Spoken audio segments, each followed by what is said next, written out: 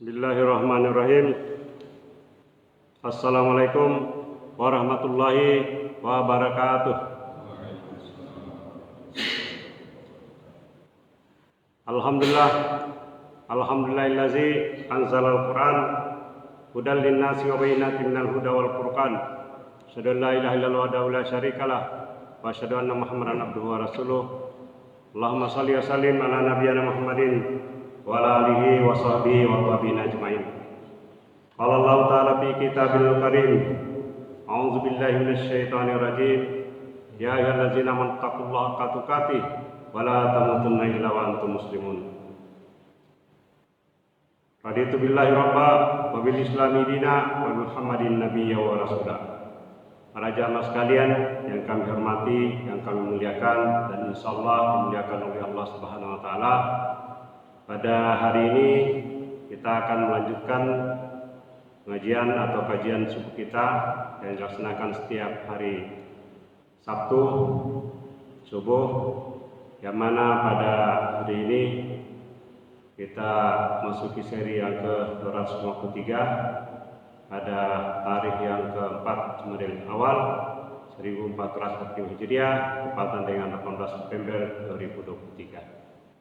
Setelah kita hibur beberapa pekan, kita kembali lagi mentadaburi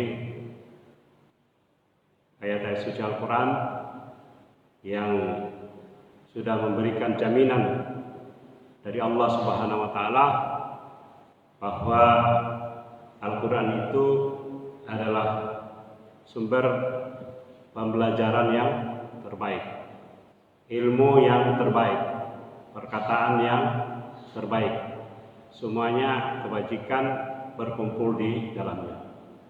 Juga kepastian bahwa apa yang tercantum di dalam Al-Quran itu semuanya adalah kebenaran, firman Allah, dan dijamin kebenarannya, tidak ada keraguan di dalamnya. Salah satu ayatnya yang sering kita baca pada subuh Jumat, yaitu surah Sajadah ayat yang kedua, a'udzubillahi minasyaitonirrajim, tanzilul kitabi la raiba fihi mir rabbil alamin. Turunnya Al-Quran atau kitab ini tidak ada keraguan, la raiba fihi, ya, sehingga kita pun menerimanya tidak boleh ada keraguan di dalamnya, harus penuh, ya. Mir rabbil alamin, dari Rabb yang Maha Pencipta, memelihara, menjaga segala sesuatu, termasuk manusia. Karena ini Allah yang menciptakan segala sesuatu, Dia pula yang menurunkan kitabnya, yang tujuannya untuk mengatur tatanan kehidupan, baik yang sudah dilakukannya oleh Allah sendiri secara langsung, yaitu proses penciptaannya langit dan bumi, khalaqas samawati wal ard, juga bergantinya siang dan malam, ya, ikhtilafil laili wan nahar. Semuanya adalah sudah diatur sedemikian rupa oleh Allah. Maka alangkah anehnya apabila manusia yang diciptakan oleh Allah lalu mencari sumber pengaturan, hukum, atau segala sesuatu yang berkaitan dengan tatanan kehidupan ini bukan bersumber dari Allah atau dari wahyunya. Nah, inilah yang perlu kita tegaskan, bahwa kita ingin sesuai dengan kehendak ayat Allah ini sebagai hudan linnas, hudan lil mu'minin, hudan lil muhsinin, hudan lil muttaqin. Itulah fungsi utama Al-Quran diturunkan kepada umat manusia. Dan prosesnya juga dijamin oleh Allah, baik yang isinya, kontennya, maupun proses turunnya wahyu ini sebagai ilmunya Allah kepada para nabi dan rasul, khususnya dalam hal ini adalah para nabi kita Muhammad SAW. Wabil haqqi anzalnahu wabil haqqi nazal. Ya, kami menurunkan Al-Quran dengan sebenarnya, dan ia Al-Quran ini turun dengan membawa kebenaran. Ya. Wama arsalnaka illa mubasysyiran wa nadzira. Firman Allah disebutkan di dalam surah Al-Isra ini ayat yang ke-105, di ujung ayatnya Allah menegaskan, wama arsalnaka illa mubasysyiran wa nadzira. Kami mengutus engkau Muhammad, ya, hanya sebagai pembawa berita gembira dan pemberi peringatan. Dua fungsi utama ini yang ingin kita bahas di sini, selain penuh kebajikan atau hikmah yang banyak disebutkan dalam Al-Quran, yaitu fungsi bahwa Rasulnya diutus dengan membawa risalah, membawa Al-Quran ini untuk menyampaikan berita gembira kepada manusia tentang kehidupan di akhirat nanti, yang mana semua apa yang dikerjakan oleh manusia akan diberi balasan dengan sempurna. Wa ubiyat kullu nafsin bima kasabat. Ya, segala sesuatu yang telah diperbuat manusia akan diterima secara sempurna, baik itu kebaikan maupun itu keburukan. Kalau kebaikan minimal dilipat gandakan 10 kali lipat, kalau keburukan hanya diberi balasan sama dengan apa yang sudah dikerjakan. Manja bil hasanati falahu asrun amsalihha wa manja bis sayyiati fala yujza illa mislaha. Ini jaminan dari Allah Subhanahu wa taala. Nah, kita kembali menegaskan untuk menjadi keyakinan bahwa Islam ini satu-satunya agama yang menjawab semua pertanyaan yang paling dasar di dalam kehidupan manusia, terutama yang berkaitan dengan siapa yang menciptakannya, ya, dari mana dia berasal, dengan apa yang diciptakan, prosesnya seperti apa, untuk apa manusia hidup di dunia ini, dengan cara apa manusia hidup, hukum apa yang mau digunakan, pengaturan apa yang akan dipakai, dan kemana manusia setelah meninggal atau wafat. Kalau kita hanya menggunakan ilmu-ilmu yang dikembangkan oleh manusia ahli manapun, dia hanya terbatas pada kehidupan dunia. Setelah kematian mereka tidak bisa menjelaskan, karena seluruh yang berkaitan dengan kehidupan setelah kematian adalah hanya bisa dijawab oleh wahyu dari Allah Subhanahu wa taala, dan mengatur segala sesuatu, ya, baik dari urusan keyakinan tadi, siapa yang dipercaya, kemudian segala bentuk peribadatan, semuanya juga sudah diatur. Dalam urusan muamalah, ekonomi, sosial, pendidikan, politik, budaya, dan seterusnya, semuanya dibahas. Dari urusan keluarga sampai urusan yang paling besar, mulai dari bangun tidur sampai kita tidur kembali, semuanya diatur. Ada tata caranya, ada doa-doanya, dan semuanya ada nilai pahalanya, ada hikmahnya. Semuanya sudah diatur di dalam agama kita ini. Karena memang Islam kita ini, agama kita ini bukan diciptakan oleh manusia. Ya, disebut dengan agama Arab yang bersumber dari bumi. Jadi kalau dia bersumbernya dari atas langit, dari ars, dia baru bisa mencakup seluruh alam yang disebut tadi Rabbul Alam, Rabb seluruh alam. Pengajarannya pun juga menjadi rahmat bagi seluruh alam. Kalau dia berasal dari bumi yang diciptakan oleh manusia sendiri, itu jangkauannya pendek, keluasannya juga jadi terbatas, ya, karena banyak ideologi yang diciptakan manusia, baik itu kapitalisme ini, segala sesuatu yang ada itu adalah hanya yang bisa dilihat oleh mata, tidak percaya pada alam gaib, atau paham eksistensialisme, ya, materialisme, kemudian macam-macam lagi ideologi berkaitan kehidupan bersama, sosialisme, komunis dan sebagainya. Semuanya itu adalah ciptaan manusia yang tidak ada jaminan kebenarannya. Bahkan membawa manusia kepada kemaslahatan yang keburukan, yang membangun tatanan yang tidak adil, eksploitatif, dan hanya menjadikan manusia sebagai objek dari kehidupan ini atau sesama manusia. Nah, kita ambil ayat-ayat yang kita menjadikan referensi pada subuh ini sebagai pengajaran sifatnya komprehensif, universal, sifatnya juga berkelanjutan dan saling kait mengait. Ya, itulah jawabannya adalah Al-Quran. Salah satunya kita ambil dari surah Fussilat tadi dibacakan tempat di bulan tadi karena ada ayat yang kelewat. Ya, saya mengambil dari ayat yang ke-33. Surah Fussilat, surah yang ke-1 ayat 33. Wa man ahsanu qawlan mimman da'a ilallahi wa amila shalihan. Wa qala innani minal muslimin.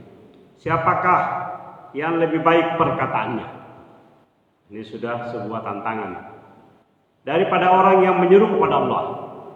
Jadi perkataan seruan yang terbaik itu adalah menyeru kepada Allah. Dia mengajak untuk beriman satu-satunya Rabb pencipta alam semesta itu Allah Subhanahu wa taala. Tiada sesembahan la ilaha illallah selain daripada Allah. Selain itu mengajak untuk beriman kepada Allah, mengerjakan kebajikan, ya. Wa amila shalihat, mengerjakan kebaikan-kebaikan, dan mereka berkata, ya, wa qala innani minal muslimin. Sesungguhnya aku termasuk orang-orang yang muslim, berserah diri kepada Allah. Ya, jadi istilah muslim ini berlaku untuk seluruh nabi, seluruh rasul, semuanya beragama Islam. Ya, karena tidak ada satupun nabi dan rasul yang tidak berserah diri kepada Allah. Semuanya berserah diri mengakui Allah satu-satunya pencipta alam semesta dan juga salah satunya sesembahan. Dan semua manusia nanti akan kembali ke sana. Kalau Tuhan yang diciptakan oleh manusia, maka batasnya itu hanya di dunia. Setelah di akhirat mereka akan dipanggil. Semua benda atau objek yang nanti di akhirat akan dimintai pertanggungjawaban, akan ditanyakan, apakah benar kamu yang mengajak manusia untuk dijadikan sebagai Tuhan? Dan mereka semuanya mengelak karena penyembahannya itu tidak diterima, dan yang disembah pun tidak tahu bahwa mereka dijadikan sebagai objek sesembahan. Kemudian di dalam surah An-Nahl, surah An-Nahl ayat yang ke-125 juga mengajak berkaitan dengan ajakan yang terbaik dengan bil hikmah, ya. Jadi kebaikan ketemu dengan kebaikan.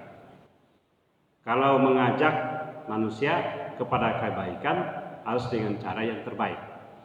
Kalau ada manusia, dan banyak ini di dalam dunia kehidupan, terutama politik ini yang banyak berlangsung, katanya mengajak kebaikan kepada kebaikan, kebenaran, yang disebut dengan kata-kata pembangunan dan seterusnya, tapi tidak dengan cara yang baik, ditempuh dengan cara yang tidak baik, ditempuh dengan cara yang tercelah, pasti ujungnya itu keburukan.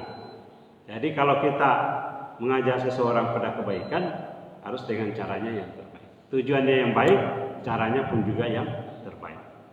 Ud'u ila sabili rabbika bil hikmah wal mau'izatil hasanah wajadilhum billati hiya ahsan. Ya. Inna rabbaka huwa a'lamu mimman dalla an sabilihi wa huwa a'lamu bil muhtadin. Serulah manusia ke jalan Tuhanmu, ya, ila sabili rabbika. Bil hikmah, dengan hikmah, ya, dengan bijaksana, atau juga arti lain sesuai dengan hukum-hukumnya. Kalau di dalam tafsir ini sebutkan hikmah adalah perkataan yang tegas, hukum yang jelas, tidak abu-abu. Ya, kalau hukum yang tegas itu, kalau memang tidak benar ya tidak benar. Ya etis ya tidak etis. Ya, yang dapat membedakan antara yang hak dengan yang batil. Ya, seperti yang kita selalu mulai dari awal pengajian, allazi anzalal Qur'an hudal linnas wa bayyinatin minal huda wal furqan. Ada ujungnya di sini, wal furqan menjadi pembeda antara hak dengan yang batil. Selain bil hikmah juga wal mau'izain. Ya, dengan pengajaran yang baik. Ya. Juga dengan pengajaran yang terbaik. Semuanya kebaikan, prosesnya kebaikan, kebenaran, prosesnya juga dengan cara yang benar. Serta debatlah mereka dengan cara yang lebih baik. Kalau kita juga berdebat, berdialog dengan orang-orang yang berbeda, paham, mazhab atau berbeda keyakinan, agama atau ideologi, tetap dengan cara yang baik. Ya, wal mau'izatul hasanah wajadilhum billati hiya ahsan. Juga dengan berdialog, berdebat, dan kita tidak bisa memaksa orang. Ya, dan juga yang mengkritik ini perdebatan-perdebatan di media sosial banyak dengan cara yang tidak baik, ya. Saling mencelah berlebih-lebihan.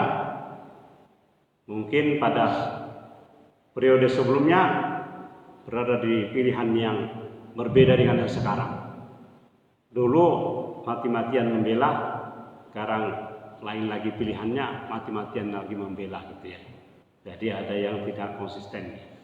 Kalau memang itu kebaikan, harusnya dia jadi konsisten. Mungkin bisa saja orangnya berbeda, tapi ada konsistensi. Nah, ini yang tidak mudah diperoleh, karena seluruh perdebatan-perdebatan yang biasa kita saksikan di media ini selalu ada kepentingan yang terselubung di dasar. Tidak semuanya adalah kepentingan untuk bangsa dan negara atau untuk umat manusia. Banyak di dalamnya juga tersembunyi, terselubung, ya, kepentingan-kepentingan pribadi, kepentingan-kepentingan golongan, kepentingan-kepentingan yang berkaitan dengan keuntungan, kedudukan, jabatan, dan juga sumber-sumber ekonomi penghidupan. Ya. Kemudian inna rabbaka huwa a'lamu biman dalla an sabili wa huwa a'lamu bil muhtadin. Mungkin ini yang perlu kita jadikan pelajaran kita. Sesungguhnya Tuhanmu dialah yang tahu siapa yang tersesat di jalannya. Jadi kita tetap bisa berusaha, tapi kita ada petunjuk di sini. Allah lah yang lebih tahu siapa yang tersesat. Tetapi kita sudah punya standar, namanya mizan. Ya, standarnya itu dari Al-Quran. Ya. Dan siapa yang paling tahu, dan Allah juga yang paling tahu, dia pula yang paling mengetahui siapa yang mendapat petunjuk. Wa huwa a'lamu bil muhtadin. Nah, kemudian ada petunjuk lain dalam Al-Quran ini di surah Az-Zumar. Karena hidup ini kan banyak sekali pilihan-pilihan.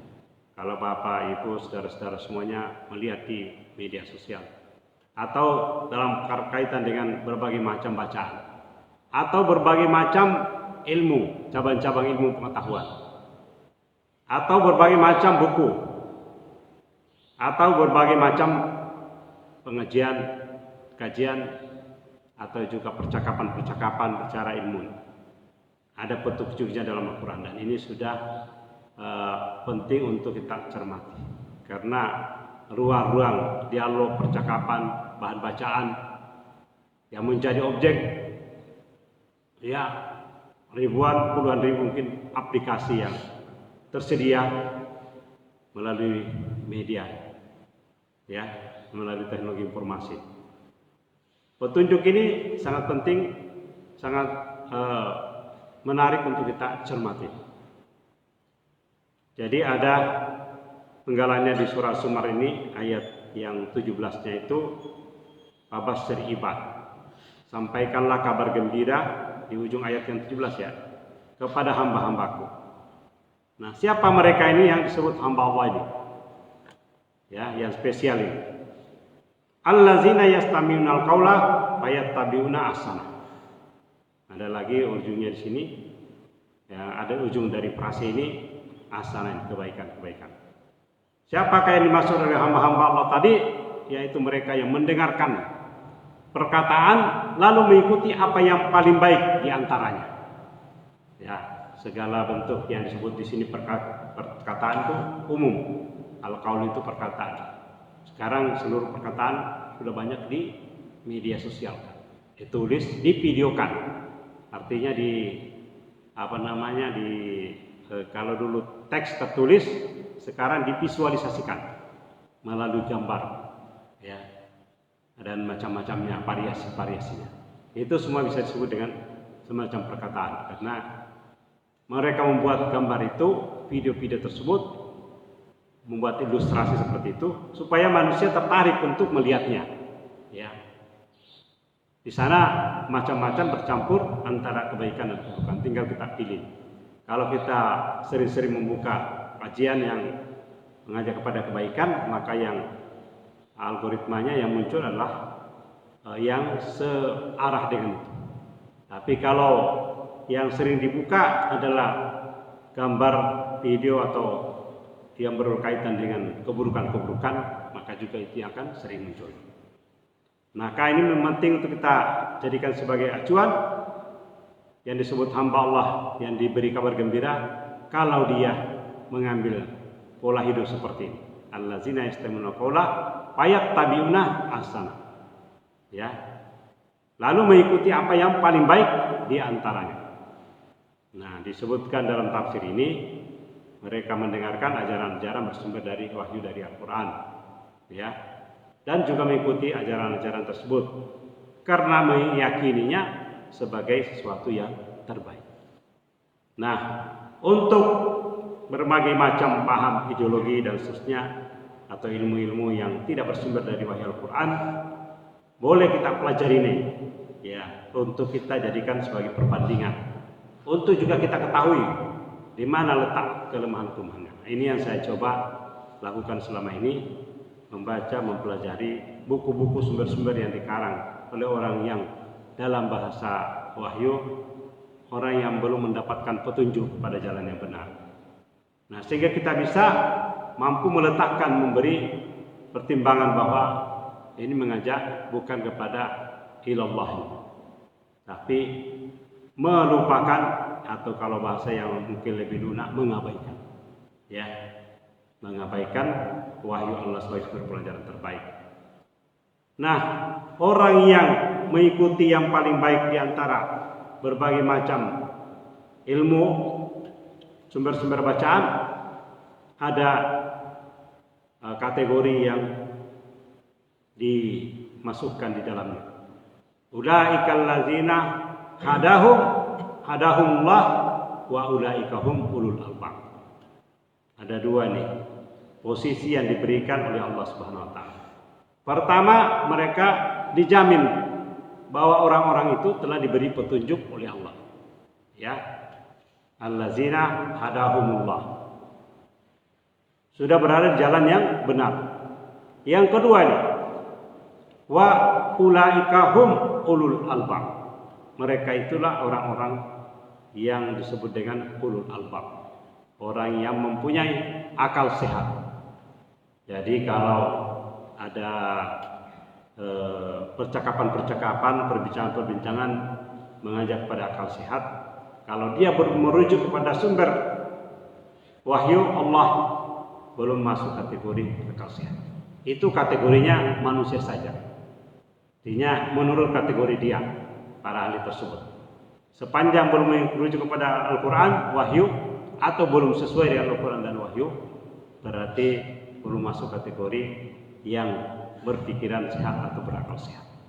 Ya, dan ini yang paling mendalam, karena di dalam Al-Quran segala bentuk objek pengetahuan yang berupa fenomena alam, juga termasuk manusia, itu ujungnya tadi digolongkan menjadi empat yang biasa disebut dalam Al-Quran, yaitu ulul absar, ulul ilmi, ulil nuha, ya, dan juga ulul albab. Liulil albab, liulil absar, liulil nuha, liulil ilmi. Orang yang berilmu, orang yang menggunakan mata, kepala, sekaligus mata hati, orang yang berakal sehat, ya, dan yang paling mendalam ini, yang paling banyak juga disebutkan dalam Quran, yaitu ulul albab.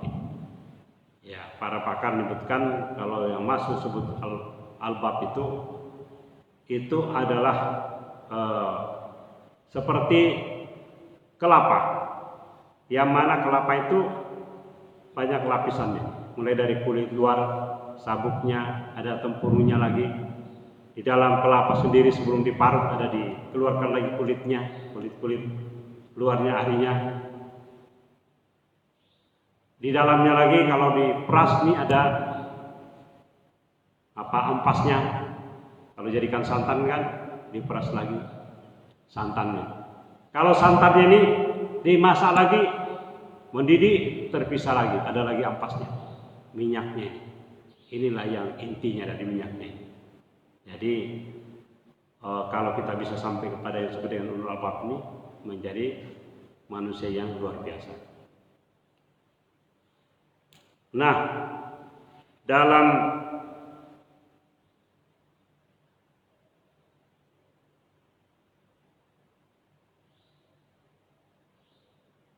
kemudian ada di yang terakhir nih, yang terakhir yang sampai kepada qalbu tadi. Karena kalau sudah ulul albab, dia getarannya sampai kepada qalbu tadi, ya. Karena yang paling dalam dari manusia itu ada dalam qalbu. Nah, jadi percakapan tadi, ilmu tadi, pengetahuan tadi, setelah manusia memfungsikan segala bentuk instrumen kehidupannya, mulai dari pendengarannya, penglihatan, pikirannya, sampai kepada hatinya. Itulah pintu-pintu masuknya ilmu, ya, yang disebut-sebutkan dalam Al-Quran. Kalau dengan ilmu-ilmu yang berasal tidak dari wahyu itu, pada umumnya hanya sampai kepada rasio, pada pikiran, bukan sampai kepada qalbu. Lalu bisa kita ambil pelajarannya di dalam Al-Quran ini, surah Az-Zumar ayat yang ke-28, ayat yang ke-23. Allahu nazzal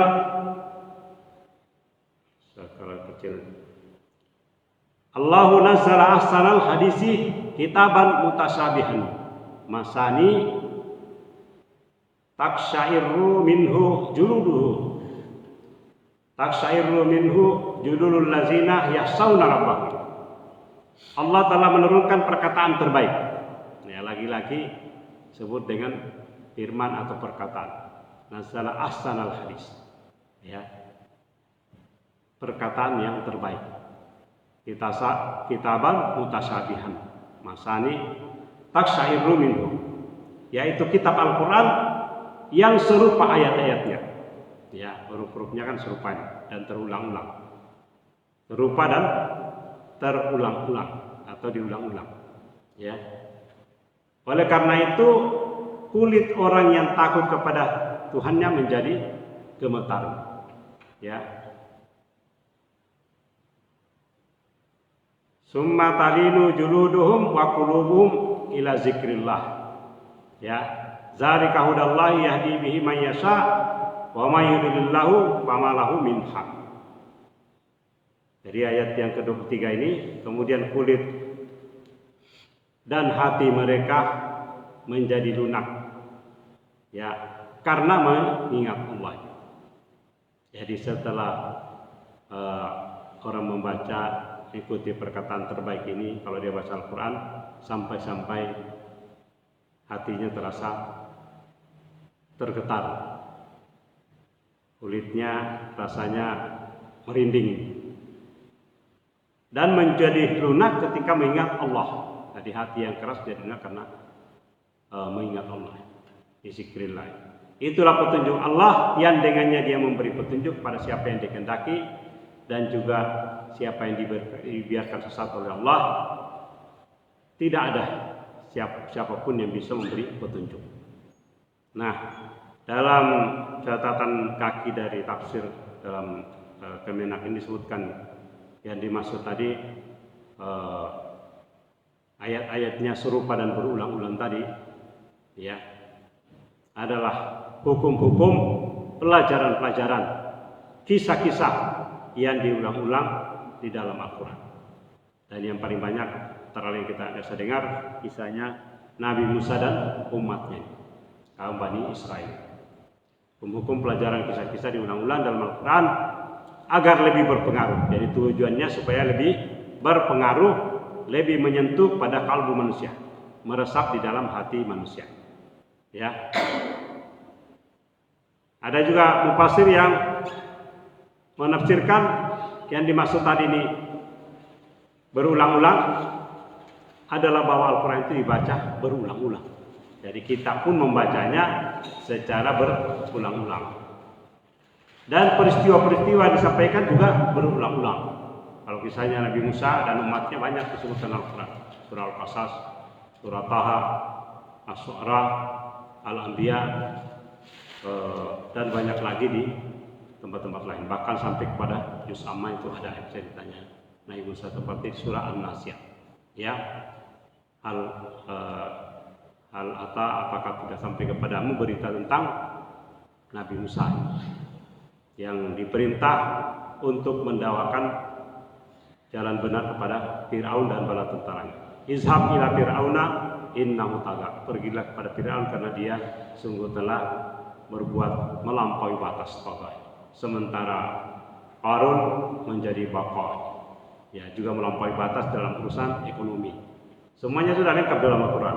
Kalau yang sombong karena harta sebut dengan bakar. Ya, toga kalau sombong karena kekuasaan. Nah, mereka sudah diberi pelajaran, itu semuanya diulang-ulang peristiwa-peristiwa itu supaya menjadi pelajaran manusia agar manusia bisa kembali kepada jalan yang benar. Mungkin inilah yang bisa kita sampaikan hari ini.